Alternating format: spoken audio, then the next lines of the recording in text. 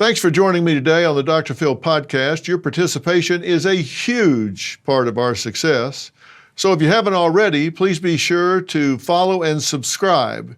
You know how to do that. Just click the button down there so you can find us on all podcast platforms and YouTube. That way you won't miss a thing. Have you ever been hurt by someone's betrayal? Maybe someone lied, cheated, or ruined your reputation, and it got under your skin so much that you just could not let it go. You couldn't stop thinking about getting even. That urge for revenge can feel powerful. It can even feel addictive, where you just want to think about it. But did you know that your brain actually gets hooked on it? On tonight's Dr. Phil podcast, my good friend, Dr. James Kimmel, explains how revenge lights up your brain just like cocaine, trapping you in a cycle of reliving the pain. When I say it lights it up, I'm saying the same pathways, the same pleasure centers, your brain reacts the same way as if you take a hit of a drug. Now, we'll meet Kevin. After his wife's affair, he sued her lover and he won big. But 7 years later, he says he's still stuck, divorced and unable to move on. So with Dr. Kimmel's expertise, can we help Kevin finally break free? Finally get out of this stuck pattern? Well, let's find out because we're going to get into it. Have you ever been so hurt, so blindsided by betrayal that you just could not stop thinking about making them pay? Revenge actually lights up your brain just like if you were taking cocaine. Dr. Kimmel invited Kevin into his miracle court to move people from pain to peace. It was harder than I thought it was going to be. Will he choose to keep suffering or set himself free?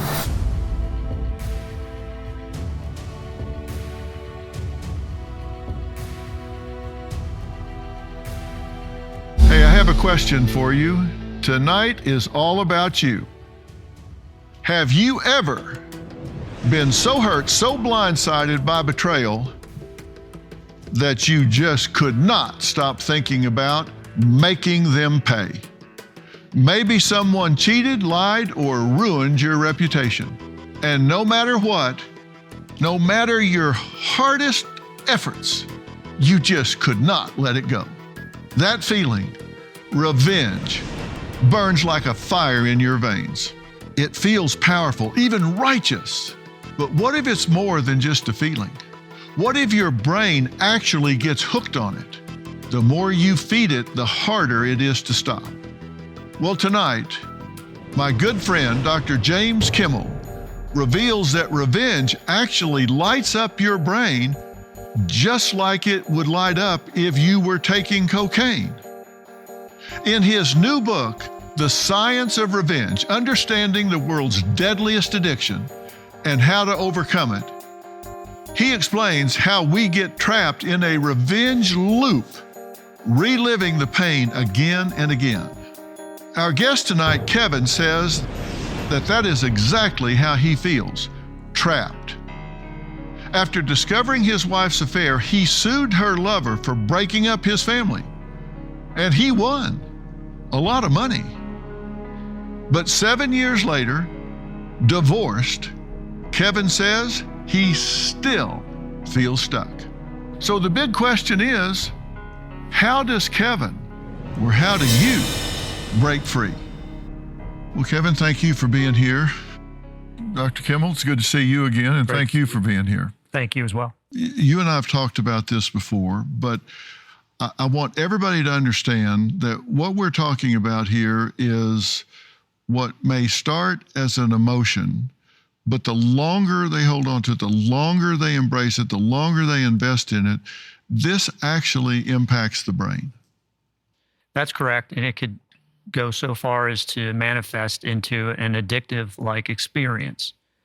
And this is because what happens when you've been wronged or feel wounded, humiliated, betrayed,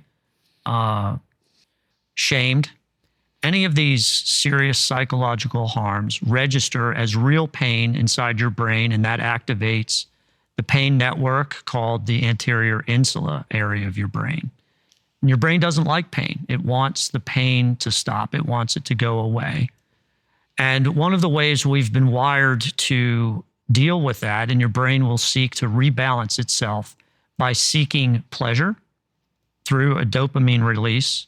And it can get that by beginning to think about, fantasize about, and then potentially go out and seek revenge, which is to say to punish the person who wronged you, or to put it another way, to inflict pain upon the person who wronged you. And that infliction of pain is very pleasurable, and it releases dopamine inside the same circuitry that operates for addiction. Okay, so that doesn't do anything for the person other than it gives them a high for a minute, but that doesn't do anything for them. They don't get anything out of it. They don't physical reward. They don't get any money. They don't take over their place in the world. Nothing happens except inside their brain, but that doesn't last very long. That's right. It's a temporary high, like drug and alcohol highs are temporary highs. It usually then, when it goes away, leaves you left feeling worse but wanting more. Everybody gets hurt. Nobody goes through life without getting hurt. And, some people, they get hurt and they let it go. It gets past. But for some people, for a lot of people, it's hard to let go of. One of the biggest genres in Hollywood are revenge movies. You see like Death Wish 1, 2, 3, 4, 5, 6. We see all of these. And is that part of it? Do people live vicariously through getting even? It is. And now the multi-billion-dollar franchises are often superhero films, and those are all also revenge plots, right? The superhero is going to get revenge against the supervillain. And we as an audience go through a journey of experiencing everything we just described. So we're wounded at first. The hero in the movie is often perceived to be a victim, and we identify with that victimization, which is usually very unfair. This starts the audience craving revenge. We want to see the superhero go and finally vanquish the villain for our pleasure. And we get this huge dopamine hit near the end of the movie when the villain inevitably is conquered, destroyed, burned, blown up, killed, whatever it is. Those things are extremely pleasurable. And so in that sense, Hollywood is selling a very addictive drug. And Kevin, you were telling us that you were afflicted by this. You suffered with this for a long time, right? Because Yes, sir. you were cheated on in your marriage. You sued in your state. There's a law about alienation of affection, That's correct. and this ate you up for a long time, Yes, and it still continues. right? But after meeting with Dr. Kimmel, I'm feeling a lot better. Yeah. Now, Kevin's story of heartbreak took a new turn today, not in a traditional courtroom, but in an unusual one led by Dr. Kimmel. Instead of seeking revenge, Dr. Kimmel invited Kevin into his miracle court, a space designed to move people from pain to peace. And we're going to really dig into this. But listen, this is something I really want you to pay attention to. But before Dr. Kimmel can take Kevin through his process, we need to understand the real depth of his pain. Take a look. Kevin, please tell the court how your ex-wife harmed you. I was married for 12 years. My ex-wife decided to have an extramarital affair and damaged our family, particularly our kids. I was betrayed by my wife, and who I thought was a friend of hers and was becoming a friend of mine.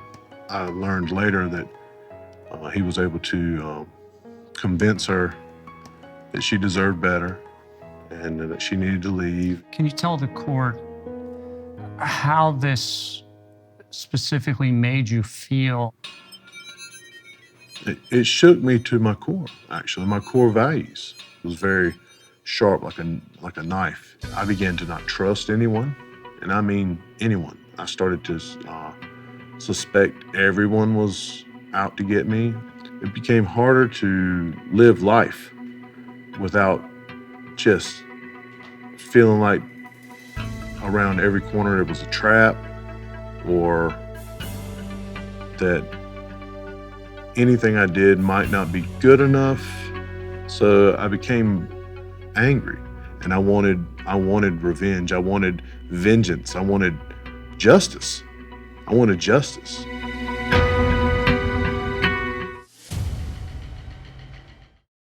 Hey, Dr. Phil here. Your savings are at risk. With the economy on shaky ground, the dollar losing value, and a $2 trillion deficit, things could spiral. Don't wait for the worst. Take control of your financial future now. I trust Preserve Gold to safeguard my accounts, and I urge you to do the same. They're the only precious metals company I recommend. What are you going to do to protect what's yours? Claim your special offer and learn how to reinforce your financial future. Visit drphilgold.com to get your free precious metals guide from Preserve Gold. With gold prices recently breaking records and analysts predicting this trend to continue through 2025, you cannot afford to wait. As a bonus, you can get up to $15,000 with a qualified purchase from Preserve Gold. So don't wait. Visit drphilgold.com today. You've heard me talk about Jase Medical. If not, listen up, because they're doing incredible work in medical preparedness. And today, I've got two major updates to share. First up, the ivermectin use case. You've probably seen the headlines calling it a wonder drug. The scientists who discovered it even won a Nobel Prize, and now Jase is offering a 30-day supply at the best price you'll find anywhere. Next, the upgraded Jase case, an emergency supply of antibiotics delivered to your door. They've doubled the number of medications to 10 at just $20 more. And now, the most comprehensive and affordable kit available. Get it before you need it. Don't wait, order today. Visit jase.com and use code PHIL at checkout for a special discount. That's jase.com, code PHIL. We're going to get more into what setting we were in there in a minute and why, but how did you first learn about the affair, and what was your initial reaction? I first learned about the affair when she asked for a divorce at first on her false pretenses, and it just didn't sit right. And one night, her computer was open. I looked, and it was open to an email address I didn't recognize. I checked the inbox, it was empty. Outbox was empty. Deleted box was empty. To which I saw a hyperlink, restore deleted emails. And when I did that, there it was, as plain as day. I had been out with the kids that day, and they were having a whole conversation back and forth about how they had gotten together. And physically that day, while I was out with the kids and laughing about me having questions about how we were going to move forward with our divorce, how we were going to move forward with finances, and they were just back and forth as you read it. They're just making light of my feelings and my hurt and trying to deal with the situation. So you weren't only betrayed, they were mocking you and making fun. Correct. And that hurt as in addition to being betrayed. It's nothing like reading it in black and white. It's one thing to hear it from someone, but to see it right there in front of you. All right. And so this divorce went through, but then you filed a suit against the interloper for alienation of affection. Correct. Okay. Well, he won in court, actually, and in his state, that is a viable cause of action. We wound up with full custody of the children, walked away with a $750,000 judgment. But Kevin says he's never felt more broken, even after that. We're going to dig into that story and talk about the setting you just saw when we come back. Kevin's story made national headlines: a betrayed husband, a hometown scandal, and a courtroom win that should have brought him closure. But even after justice was served, Kevin says he just didn't feel free. He felt stuck. Listen, this is obviously very painful. It was very emotional for you. And what we just saw a minute ago was the beginning of what you refer to as miracle court. And this can happen anywhere, but for illustrative purposes, we actually had you go to a courtroom setting just so it kind of, it illustrates it for people. And this is a 5-step process. You used to have 7 or 9 steps, as I recall, but you've condensed this into 5. And what we saw was the prosecution part of this, right? He was stating his case. But there are 4 other steps, right? Talk about those. That's correct. So this follows just the normal trial process that we've probably all either experienced in our own lives or seen on television or in a movie. So we move from the victim testifying what happened to the victim now playing themselves the role of the defendant. So Kevin moves from being the victim to being his wife and the man who Kevin believes and experienced has betrayed their marriage and destroyed their marriage. And then from that point forward, Kevin becomes the judge in the case and plays the actual role of judge, deciding guilt and innocence in a sentence.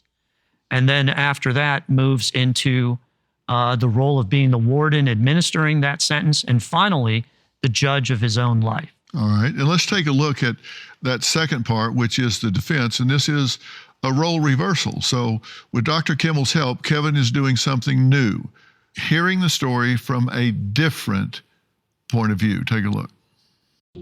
So Kevin, now please close your eyes and pretend that you are your ex-wife and you are going to be testifying as she would.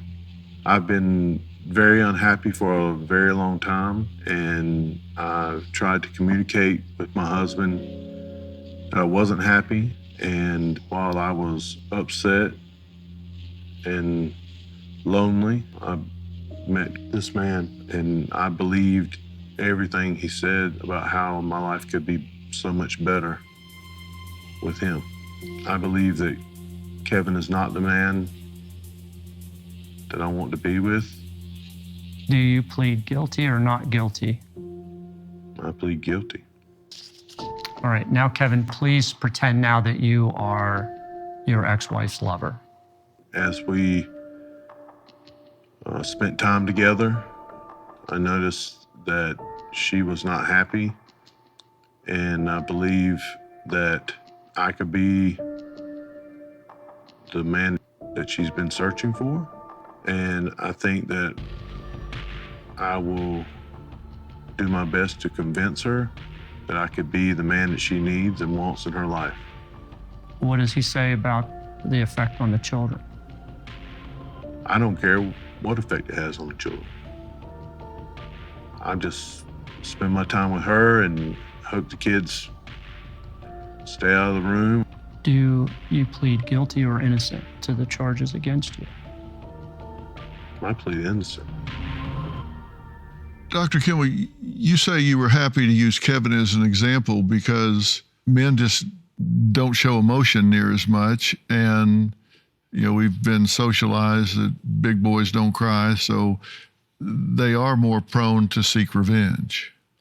Men are more prone to seek revenge, although women feel this urge as well. But the primary difference that research shows between men and women so far is that when seeking revenge and getting what they sought, men will continue driving through that despite the pain that is being expressed by the target of that revenge, and what we see inside the brain is that the male brain, the empathy center, stays dull. For women, the empathy center is still active, and so they can feel and empathize with the target of revenge in a way that men actually physically cannot at a brain biological level. And this may explain why men go much further and are the primary instigators of, revenge-driven violence and behavior. I want to take a look at one of the patterns that we see here. We've got a graphic for this, and it kind of shows what the cycle is. And it's the addiction cycle, because there's harm, which we've talked about, and then that leads to pain. And then the pain leads to the revenge fantasy. And then even from thinking about it, there is a dopamine release, which gives you temporary relief. Mm-hmm. But then it's like rinse, repeat. It just starts back over, but then you start needing more to get the dopamine release. So it starts getting worse and worse. Pretty soon it's not enough to just think about it. Now you got to start doing something about it. That's right. Yeah, that's where it gets to be a problem. But you say the revenge, it doesn't do anything to actually heal. It never actually moves forward. It doesn't progress. The pain gets worse, not better, even though there's a short release. That's right. It's a temporary high, in effect, that leaves you, feeling worse but wanting more. And for some people, now we think people who try drugs and alcohol, about 20% of those people move on to addiction. 80% don't. So not everyone that has purely natural revenge desires, because that's something that it's an adaptive strategy we developed through evolution, maybe from the Ice Age forward. So there's nothing wrong with feeling revenge. That's natural. It's when it moves into this addictive state where you can't control it despite the negative consequences. And with revenge seeking, almost always there are negative consequences. It's rarely that there aren't. And what we see in addiction is that, and we see this with revenge seeking as well, in the addictive stage, is that prefrontal cortex of your brain, that's your decision-making, executive function, cost and benefit analysis part of your brain, that remains dull. In addiction, it's not active. It's been hijacked. When that occurs with addiction, you can get all kinds of horrific forms of violence as we experience throughout history. And we're going to talk about that. Coming up, Kevin serves as the jury to deliberate and determine the verdict. So what decision did he reach? And will Kevin decide on a punishment? We're going to find out how that turned out right after the break. This episode is brought to you by Masa Chips. For decades, chips were fried in tallow until big corporations switched to cheap seed oils.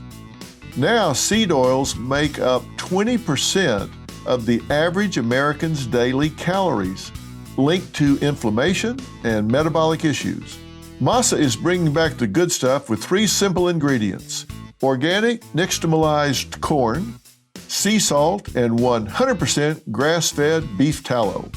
No seed oils, no junk, just a crunchy, sturdy chip that won't break in your guac.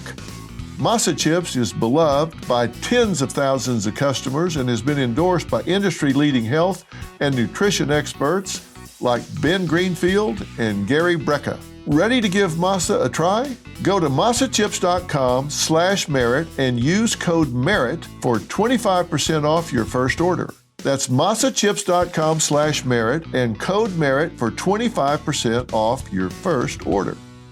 After decades of treasured experiences and cherished moments, living your best life matters more than ever. Whether it's cheering on your grandchildren at their baseball games, planting new flowers in your yard, or simply spending quality time with loved ones, take Balance of Nature's fruits and veggies supplements along with you. Made from ingredients of 31 whole fruits and vegetables, they are free from added fillers or binders. Embrace life's adventures with confidence, knowing you're getting a wide and colorful variety of ingredients made from whole fruits and vegetables every step of the way. Start your journey with Balance of Nature. Call 1-800-246-8751 or go to balanceofnature.com to get a free fiber and spice supplement, plus 35% off your first preferred set as a new preferred customer with free shipping and our money-back guarantee. Go to balanceofnature.com or call 1-800-246-8751 and get this special offer by using discount code Dr. Phil. That's DRPHIL. Now, Kevin's story is not unique. Across social media, people share revenge tales, exposing cheaters, confronting exes, and taking extreme measures for justice. Many seek payback, but end up more broken than ever before. Now, think about this. I mean, think about your own life right now.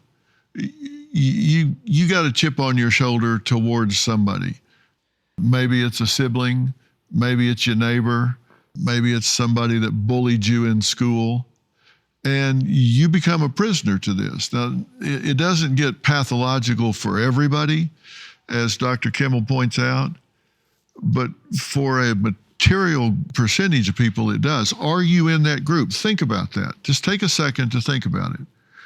Is this something that eats away at you? And if it does, this really matters, what we're talking about today. This can change your life if you listen to it. Dr. James Kimmel says that's no accident. In his new book, The Science of Revenge, Understanding the World's Deadliest Addiction and How to Overcome It, he explains that revenge activates the same brain chemicals as addiction. And once you start, it's very hard to stop. Now, we have a graphic that parallels these two, and I want to look at this real quickly. We don't need to dwell on it too much because I'll glaze people's eyes over too much, but this is revenge addiction versus substance abuse similarities, and we put them side by side here where you can see them. It's controlled substance addictions.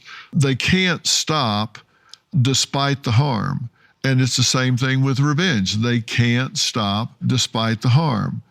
And when you come to time, substance addiction is seeking recovery. They're using and seeking recovery. And with revenge, they're planning, inflicting, and recovering. And cravings, there's an urge to use. And with revenge, there's an urge to retaliate, right? And then life impact. With substance, they neglect relationships because they're so focused on getting the fix. And with revenge addiction, there's strained or ruined relationships. With risk, on the substance side, there's dangerous and illegal acts. And on the revenge side, there's risky revenge actions and sometimes violence. So on both sides, it's terrible. There's isolation, social withdrawal on both sides, and tolerance. There's need for more to get the effect. On the revenge side, it's escalating. It goes up all the time. Tolerance, there's need for more, a drug, and escalating revenge behavior. Withdrawal, on the substance addiction side, the physical, mental symptoms. Revenge addiction is emotional distress. It just keeps going. Both of them, it's kind of self-inflicted wounds all the way through. Did you ever notice, as you were feeling this revenge loop that you were in, did you notice this was eating away at you? In the beginning, it was obvious it was eating at me. I thought I had dealt with it, thought I had moved on over the last 5 years. No, I didn't notice it. Didn't notice it after once we were through the initial court cases and custody and then the alienation case. I thought life would return to what I believed to be normal and seemed to. Mm-hmm. But after meeting Dr. Kimmel and participating in his program, I was made aware that I was probably bearing more than I had actually dealt with. You know, I've said this before, but there were times when I was in private practice that I dealt with people that never knew they were depressed until they weren't.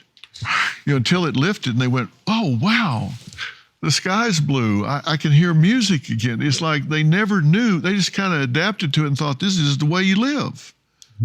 And this excites me so much that you can lift this veil from people where they don't realize that they're in this terrible loop that robs them of so much joy and robs them of so much that they can share. And when you're in a parent position, you know, your children aren't getting 100% of dad. You know, they're getting part of dad, and part of it's behind this wall over here, just like, and they get it. All right. Now, coming up, Kevin serves as the jury to deliberate and determine the verdict. So what decision will he reach? And will he decide on a punishment? We're going to reveal that when we come back. Well, Dr. James Kimmel Jr. is a lawyer. He's a lecturer in psychology at the Yale School of Medicine, and he has devoted so much of his work and life to the study of addiction. And he is the author of The Science of Revenge, and we're talking about it today. He and I have talked about this now for a number of years, right? We've been digging into this because He's got me hooked. I absolutely think this is an answer to so much of the divisiveness that's going on in America today. And when you look back historically, it explains some of the worst things that have happened in world history. It explains why so many of our worst leaders and killers have done some of the things that they've done in history. And it breaks down to everyday people in life. And we've been talking with Kevin here, and Kevin, after reliving the betrayal and hearing from both sides and working through the pain with Dr. Kimmel, now faces a pivotal moment in this miracle court. And this is where he decides what charges does he bring and who does he hold responsible. And one of the things I want to point out is Kevin has shown real courage here, because when you have to do role playing and you have to do role reversal, it takes real courage to not just set up a paper tiger when you flip roles, but instead to make an honest effort to try to represent their point of view instead of being sarcastic and superficial and not really try to see things through their point of view. And you didn't do that. You really tried to think through the other person's point of view.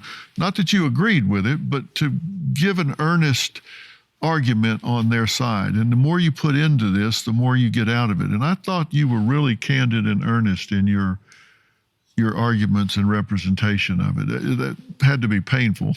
I appreciate you saying that. It was harder than I thought it was going to be, and I felt like I needed to be honest with myself in order for this to work, to help me. I want to feel better, and I need to be honest. Well, it showed, and let's take a look at the next phase. Kevin, what are the charges that you hold against your ex-wife? And do you find her guilty or not guilty of those charges? My ex-wife will be charged with infidelity. She'll be charged with her untruthfulness to maintain the marriage, and charged with not doing what's best for her and her children. And do you find her guilty or not guilty of those charges? I would find her guilty of being untruthful and unfaithful and not doing what's best for her family and her children. But I would find her not guilty for attempting to be the best mother she could be. So as to her lover, what are the charges that you're considering for him? He would be charged with willfully and knowingly breaking up our family. He would be charged with conspiracy to move forward in a manner that had no consideration on the effects it would have on the children, and also charge him with willful misconduct. And I would find him guilty on all three. You found her not guilty of one charge. Yeah. Why? Over the years, initially it was so much anger and that want for revenge, justice, and for my children. Everything I've done is for my children. And what I've discovered is I believe through her lens that she was doing what was best for her children in some ways. Even though we rarely agree, I believe there's a place in the home and should be for the mother and the father. I never asked for more than 50-50 custody for that reason. But it took me a while to get there. Mm-hmm. But I do believe she loves our children. I believe she tries to do what she believes to be best. And the decision she made that broke up our family and broke up our marriage, I don't believe it was done to better the children's lives or hurt the children's lives. I think it was very little thought in it. Is she with this person now in a relationship? I believe she is. Mm-hmm. Well, the verdict's been handed down, mostly guilty, one not guilty. But what about the punishment? Up next, Kevin faces the moment of truth. Is he going to hold on to that anger? Is he ready to let it go and take back his life? We'll find out when we come back. Well, Kevin has now progressed to the punishment phase. Let's see what he decided on. This time, you're now in the role of being the warden, carrying out the punishment that you as judge have just handed down. Please describe for us where you are and who is there and what it looks like. I would see us, my ex-wife and I, sitting at a table with calendars and scheduling items. I would want her to communicate without so much anger and resentment. And I'd like to be able to receive what she says without feeling like it was given as an offense. And what would happen when that sentence is finished? I don't think it would ever be finished. I think it would be a life sentence. So now let's switch over to her lover, and please describe his sentence. I would sentence him to wake up every day and realize that the woman that he loves, that he's starting his family, his life with, has lied to him, and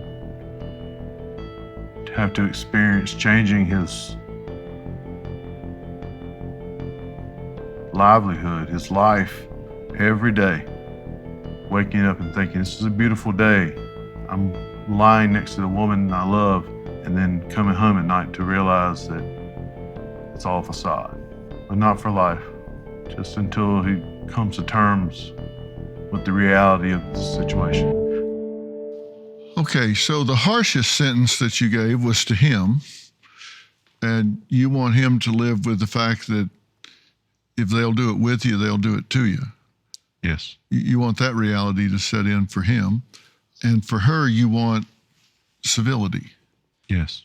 between the two of you. Yes, that's correct. Do you think that's attainable? I think anything's attainable as long as both parties are willing to work together to a mutual goal.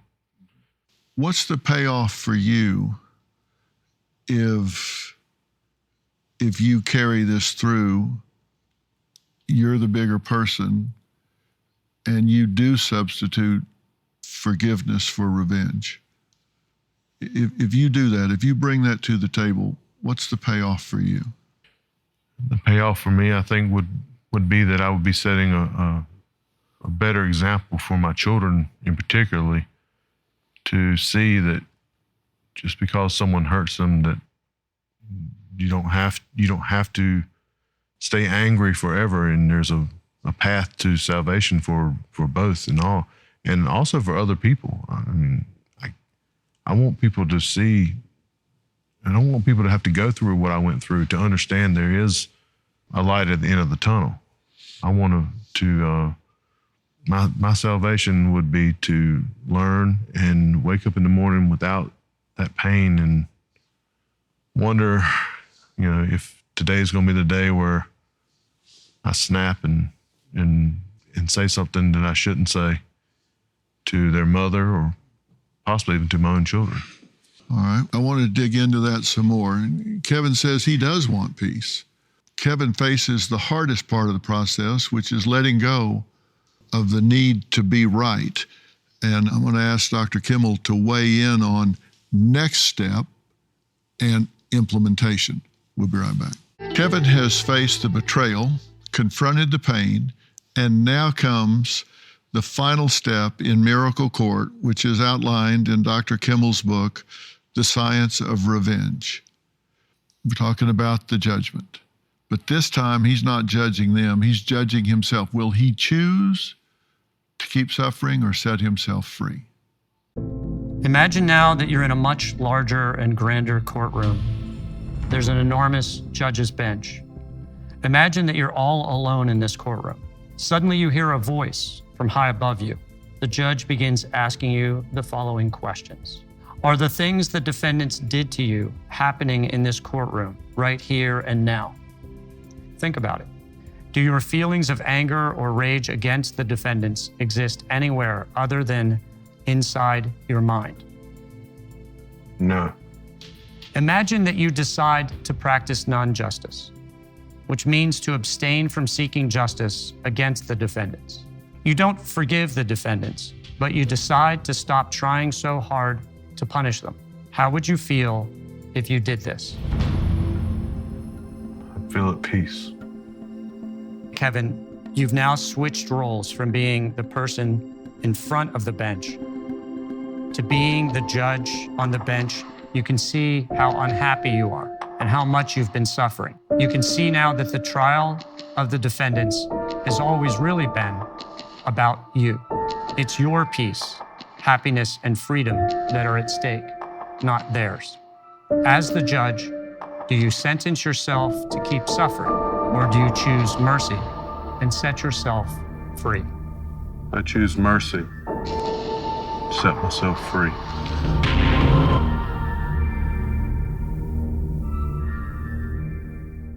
Do you deserve that? I like to think I do. Do you claim that? Yes. Dr. Kimmel says when you forgive, you're destroying emotional weight of the memory, and that's what sets you free. That forgiveness heals trauma. Do you believe that? I do believe that. I feel that. I was just watching the video now. It washed over me again. It's a strange feeling.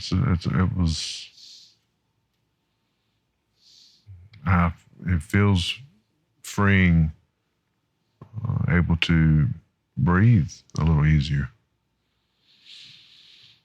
Do your children deserve that? 100%. My children deserve the best life that I can provide for them. Everything I've ever done, from the beginning of this process to even to sitting here with you today, is for my children. I hope that they don't ever have to experience it, but still learn from the experience through me, which I think is the job of a parent. Well, when we come back, I'm going to tell you what the true test is of everything you've been doing. And it will be a measurable outcome, which you must have in order to know you've succeeded. Final thoughts when we come back. I love talking about what we're talking about because it is so ubiquitous in our society. Everybody deals with it, some pathologically, but everybody deals with it.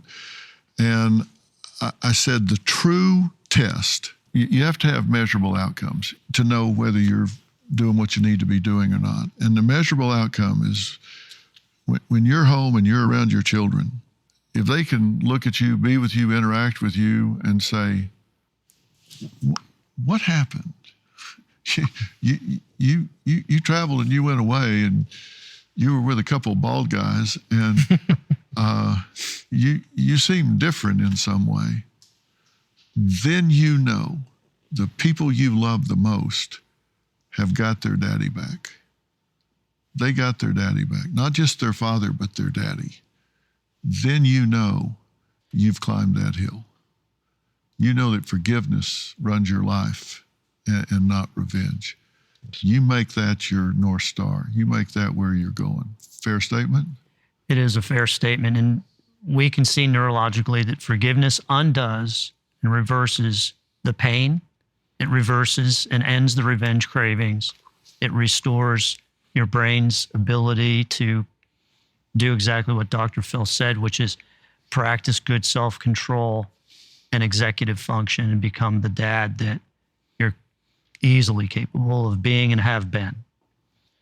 Thank you. All right. Well, we're out of time, and I want to thank my guests tonight, Kevin and Dr. James Kimmel. His new book, The Science of Revenge, Understanding the World's Deadliest Addiction and How to Overcome It, is available right now. So you need to get yourself a copy. And you also need to install the free web-based app, Miracle Court app. It's free. And put anyone on trial anytime, anywhere. For more information about tonight's episode, log on to merittv.com. We'll see you tomorrow night.